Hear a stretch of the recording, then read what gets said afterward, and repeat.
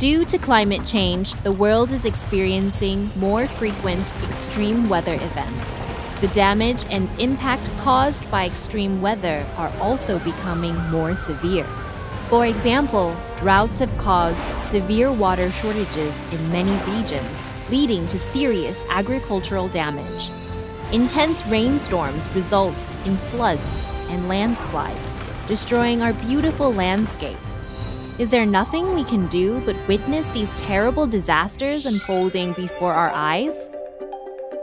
The impacts of climate change will not cease. What can I do? What else is there to do apart from mitigation? Adaptation? That's right. In the face of climate change, we should not only focus on reducing greenhouse gas emissions and proactively preventing disasters, but we should also develop our ability to adapt. In the future, the occurrence of droughts and extreme precipitation could be much higher. We can jump out of the pot to escape from disasters, or we can try to turn down the heat and reduce the impact, as in mitigating emissions and slowing down global warming.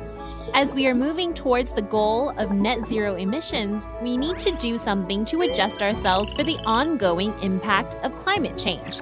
And that's where adaptation comes into place. In some cases, farmers are adapting to droughts by switching to water-saving irrigation techniques or drought-tolerant crops to cope with the growing severity of climate change impact.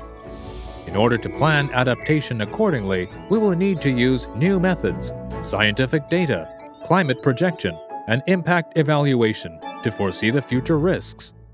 You can find all the knowledge, methods, and tools you need for adaptation under the Adaptation Resources Kit section on the TCCIP homepage.